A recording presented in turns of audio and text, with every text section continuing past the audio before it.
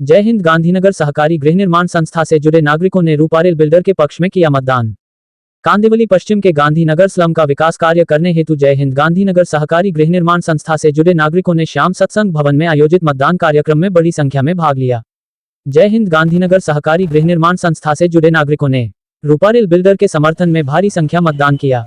वहीं दूसरी तरफ अपात्र नागरिकों ने सड़क पर खड़ा होकर विरोध जताया। हम उनकी बात भी आपको सुनाते हैं कि गांधीनगर गणेश नगर का ये दुर्भाग्यपूर्ण है कि हमेशा यहाँ का जो रीडेवलपमेंट स्लम डेवलपमेंट है, सारे स्कीम हमेशा नेताओं की गंदी राजनीति का शिकार होता है। आज कई वर्षों से, तकरीबन 20 वर्षों से लोग यहाँ पे रह रहे हैं और उनको चाहिए घर के बदला घर, लेकिन कुछ ऐसे राजनेता हैं जो कि अपनी राजनीति रोटियां सेकने के लिए फॉर्च्यूनर, स्कॉर्पियो और ड्यूप्लेक्स फ्लैट के लिए आम जनता को बेवकूफ़ बनाने का कार्य करते हैं। जिस तरह से मांझी नगर सेवक वार्ड नंबर 31 और 20 के बिल्डर को पहले लाते हैं, बिल्डर का फिर विरोध करवाते हैं, फिर एक मोटी रकम लेके, चाहे स्कॉर्पियो हो, फॉर्च्यूनर हो या बंगले लेकर सेटलमेंट करते हैं, फिर दूसरी कश्ती पे सवार हो जाते हैं। तो मैं जनता से ये अपील करूंगा कि आपके बाद भावरेकर नगर का जो है ना स्लम वहाँ बना, बावजूद आज वहाँ पर बिल्डिंगें बन गई, लोग अपने घरों के चले गए।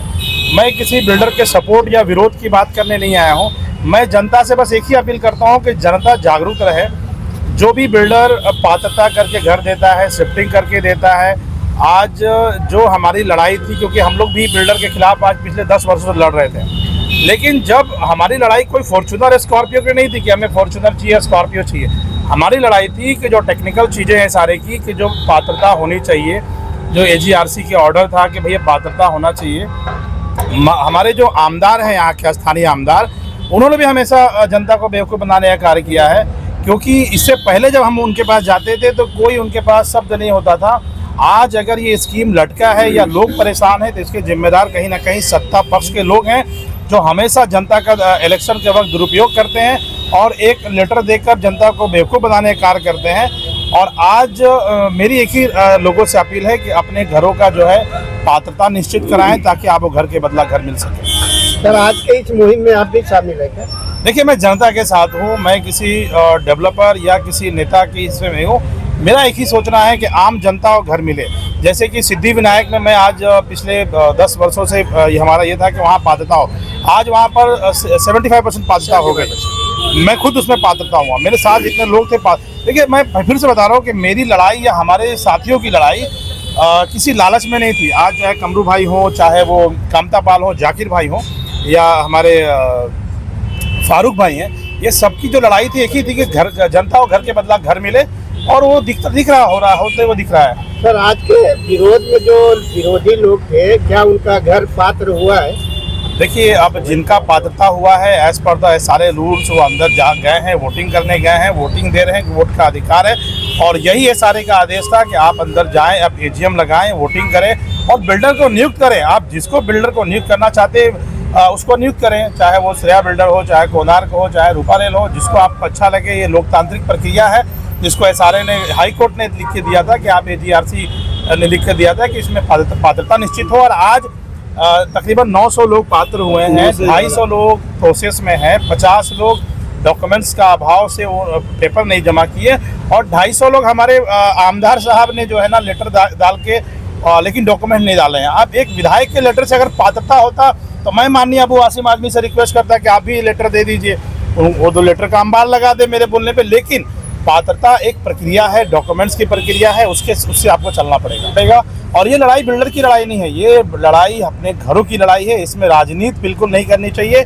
लोग इसका राजनीति करते हैं, कभी वो रूपारेल के साथ होते हैं, कभी श्रेया के साथ मन साझा करते हैं, बाद में जब डिमांड पूरी नहीं होती तो कोणार्क के साथ जाते हैं। तो आम पब्लिक इसमें पीस रही है, जो कि बेहद दुर्भाग्यपूर्ण है। मैं जनता से अपील करूंगा आपके माध्यम से कि लोग जागरूक हो जाएं। कोई किसी का घर नहीं खाता है, आप डॉक्यूमेंट्स जमा करें, पात्रता हो, उसके बाद आप लड़ाई लड़े। ये मेरे आप लोगों से पहले भी आए थे, मन साझा किया था उन्होंने श्रेया बिल्डर के साथ, और आश्वासन किया था कि चच्चा हम आपके साथ हैं। लेकिन जैसे कुछ इलेक्शन का फंड नहीं आया तो बाद में वो कोणार्क की कश्ती में सवार हो गए। तो मुझे ऐसा लगता है कि उनकी बात ना करते हुए आम जनता की बात करना है। हम समाजवादी पार्टी से जुड़े लोग हैं, हम जनता का भलाई और पब्लिक के भलाई के लिए खड़े हैं। यहाँ पे हमारे साथ जितने साथी हमारे हैं, फारूक भाई वगैरह हैं। मेरा नाम कमरुद्दीन शेख है।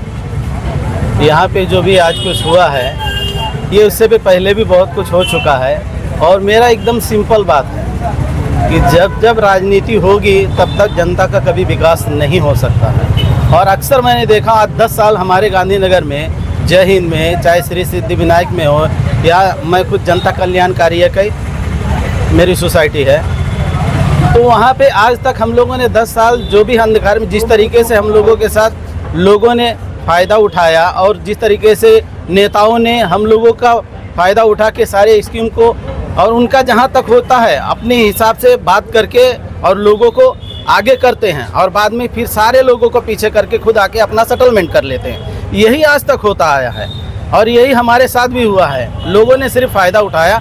आज गलतियाँ इंसान से ही होती है, डेवलपर गलत नहीं होता है, डेवलपर से गलत कराते हैं और ये बीच के लोगों का हिस्सा होता है। ज़्यादातर नेताओं का इसमें ज़्यादा रोल होता है।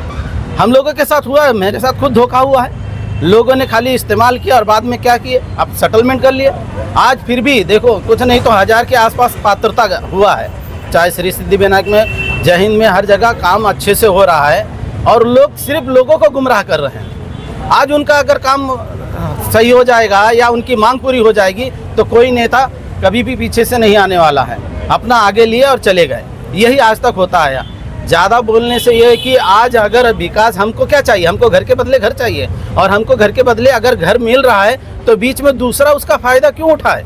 अगर कोई चीज़ सही से हो रहा है तो उसका अच्छे से स्वागत करो और उस चीज़ को होने दो, पर नहीं। क्या नाम बताओ, नाम? गुलाबी। कितना साल हो गया आपको? 45।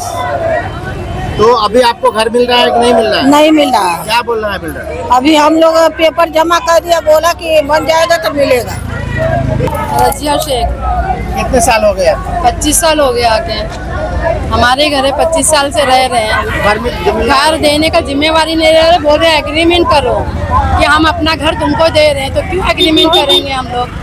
तुम एग्रीमेंट करके दो ना। क्या नाम है आपका? मीरा गुप्ता।